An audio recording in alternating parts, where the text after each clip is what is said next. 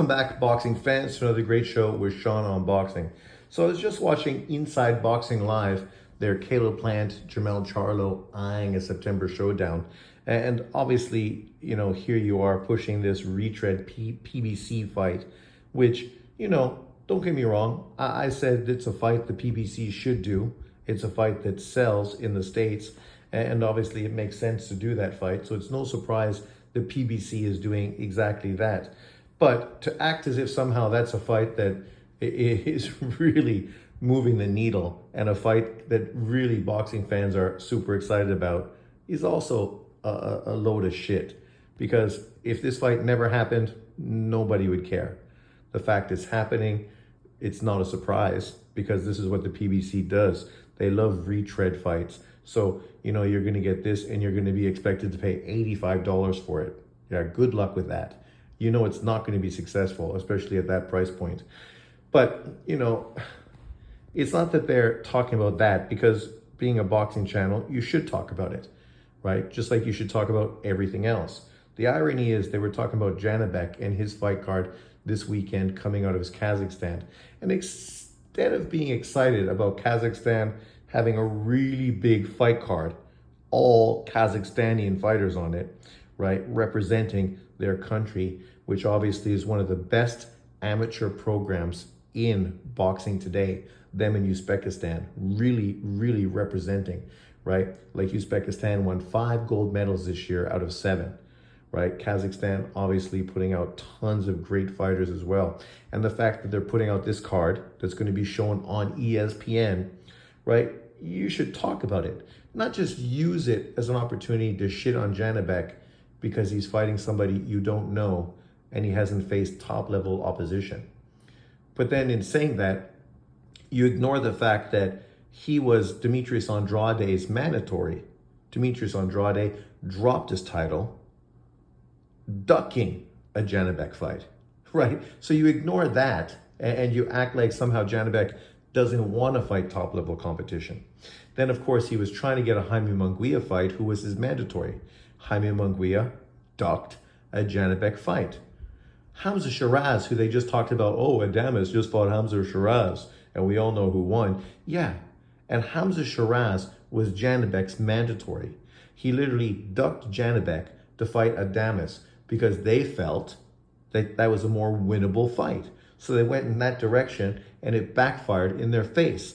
But literally, everyone is blatantly ducking Janibek, even Carlos Adames.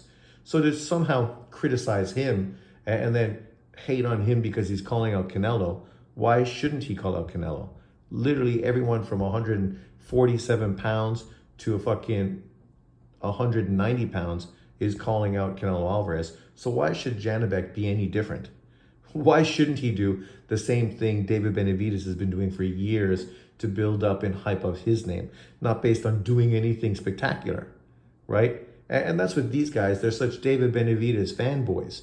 Yet they won't tell you that up until 2024, David Benavidez was fighting just as fucking low-level opposition as Janibek is fighting right now. The difference is Janibek is literally a unified champion. David Benavidez didn't have a champion. He lost his title. He lost his title twice, right? So we're going to give him a pass. We're going to highlight him, act like somehow he's some fantastic fighter that's really moving the needle, and then shit on Janibek, as opposed to just talk about this card and be excited and actually not be like the majority of YouTubers out there that consistently are just full of shit talking about the same crap week in and week out. Why not push a fight card like this? And let's talk about it. Because obviously Janibek is fighting somebody we're unfamiliar with. But this guy is an undefeated fighter who's 14-0. Janibek is undefeated and 16-0. It's not like this guy has 40 fucking fights, right? 16-0. And somehow we're going to be critical. In 16 fights, he was able to become a unified champion. Obviously, we would love to see him fight Adames. We'd love to see him fight Erislandy Lara.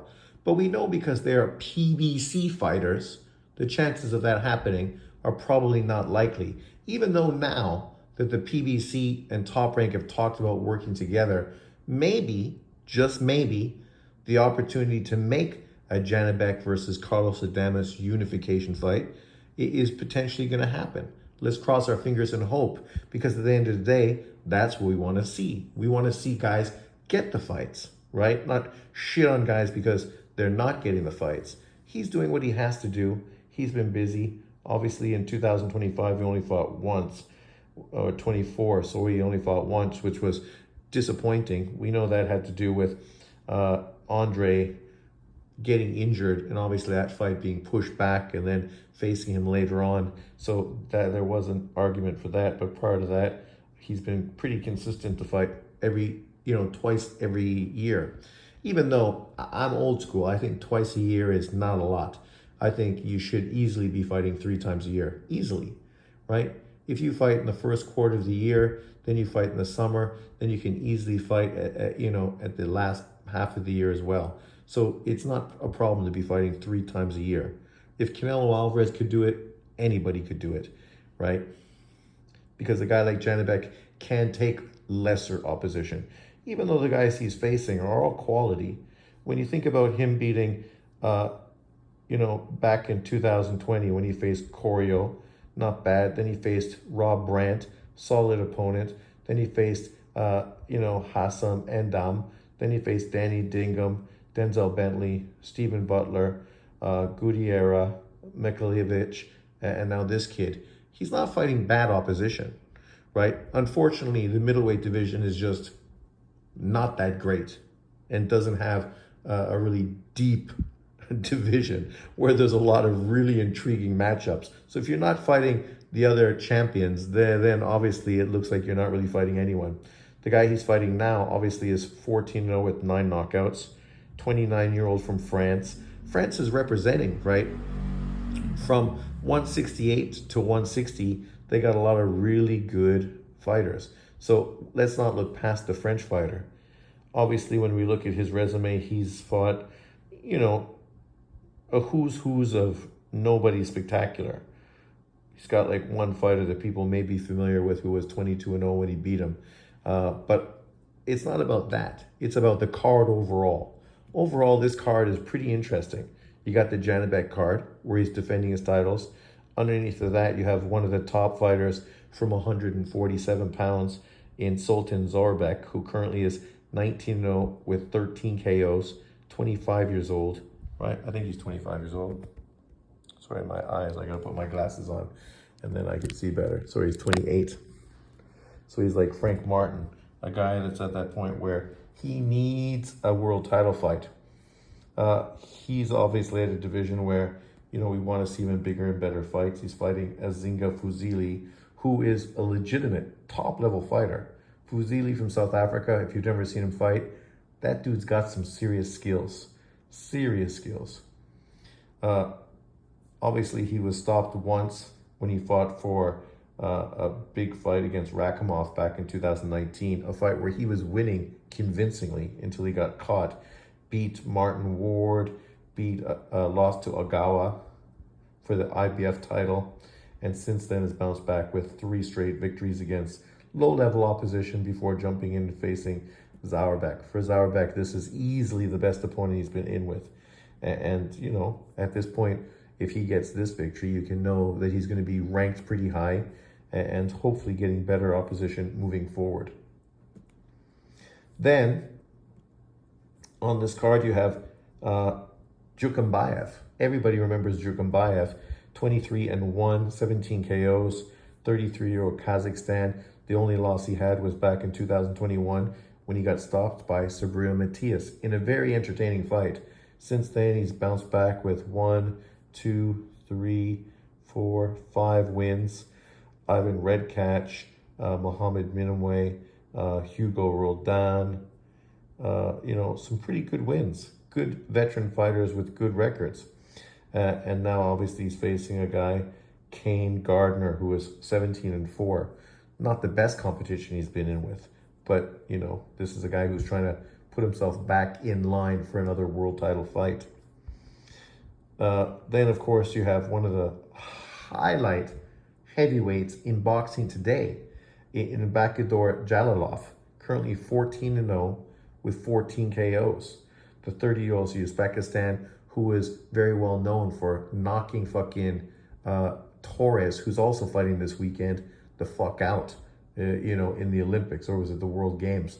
I think it was the World Games, knocking him fucking clean out, and is one of the best up-and-coming heavyweights in boxing today. And obviously, I think currently he's a 2-time Olympic gold medalist, but I think he's been Olympic medalist 3 times. I don't know if the first one he ended up getting a gold medal or not. You can check me on that if you're not sure. But obviously him, he's a quality fighter, and all we want to see is him step up and continue to stay busy and hopefully end up facing some good competition. He's in against a German guy who is 12-2, only knocked out once, 10 KOs, so a little bit of power, called the Hulk. A guy that lost to Pulev by decision last year. Pulev, who obviously is the WBA regular champion, got knocked out by Martin Bakole back in 2023 in 3 rounds. So it'll be intriguing to see how he does with this fighter, because obviously Bakole set the standard. If he can go in and get rid of this guy faster than Bakole, that's quite the statement for the big Kazakhstan heavyweights. Then, of course, we have Otabek Kolmatov. Everybody remembers him because he had a sensational fight back in 2024 against Raymond Ford, right? In a fight where everyone thought Raymond Ford was going to be the boxer and Kolmatov was going to be the aggressive fighter, but the fight ended up turning out to be completely different. When the fight was on the outside, Kolmatov was winning the boxing match, but Raymond Ford was the one pushing forward and really breaking Kolmatov down.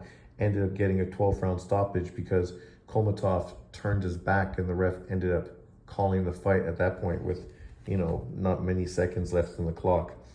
So this is his first bounce back fight after that loss. So right there, 1, 2, 3, 4, 5 highly ranked world level Kazakhstani fighters all on one card together, right? And obviously one of them a unified champion. Then, not just that, you have one of the highlight of women's boxing, a girl who's getting tons of attention from Kazakhstan, currently 6-0 with 5 KOs, 27-year-old. I will try to say her name, but I'll probably butcher it. Balawasa Muzdiaman, a very sexy Kazakhstani girl. If you don't know who she is, I'm sure you'd like to know who she is. Go check her out. She's got some really sexy pictures online. I'll share a few on this video just to tempt you. So obviously they're even pushing women's boxing. And then they got quite a few of their great amateur fighters on this card as well. The number one probably would be this guy, Mahmoud Sabiakan. Obviously a guy that had a fantastic amateur career, 74-10 on BoxRec. We know BoxRec doesn't list all your stuff, but obviously a guy that is a very high level amateur fighter and did very well in the amateurs as well. So he's making his professional debut on this card as well. So that'll be interesting to see how he looks. Obviously, we know that Kazakhstan has a lot of really good up-and-coming amateur fighters. They have a very good amateur program. So you're going to continue to get new guys moving forward consistently. It's just a matter of which of these guys are really going to end up making a name for themselves and become world class. But, instead of giving shine to this card, they rather just rip Janibek. And the point is, why are you ripping Janibek? Like, you're not asking yourself, how come Carlos Adames and Erislandy Lara aren't trying to get a fight with him for fucking unification? But you'd rather somehow praise Adames, because generally they do praise the PBC fighters a lot. That's the one criticism I have with this channel. They're a little PBC fanboyish. But the reality is right now, with PBC and Top Rank working together, there's no reason we shouldn't be able to get a Janibek Carlos Adames fight later on in 2025 for 3-belt unification. Maybe we could get Adames versus Lara sometime first so we could get actually an undisputed middleweight champion. It's there to be done. The question is, are they going to do it? Why not fucking throw Lara and Carlos Adames on this Caleb Plant Charlo undercard, right? And then the winner of that, you can have fight Janibek for undisputed middleweight world title. And we know if Janibek becomes undisputed middleweight champion, he's going to end up becoming pound for pound number one, right? Because he's undisputed. So obviously he's going to be elevated to pound for pound number one based on that. So look forward to that. I'm sure some people will love it. But let me know in the comment section below. Are you excited by this Kazakhstanian card? And don't you think a card this good? It is a solid card. You're going to get 6 or 7 legitimate fights worth watching with fighters that if you don't know, you probably know at least their names because they're all highly ranked, world-class fighters that are all ranked in the top 15 of their particular, divisions. So let me know what you think. Let me know which of these fights you're mostly excited to watch. I'm excited to see Otenbek come back, and I definitely want to see Jalilov because heavyweights always entertain. And I'm curious to see the woman fight, see if she's as sexy in real as she is on images. But let me know what you think. Thanks for watching. Leave your comments below. Peace out. Enjoy your weekend.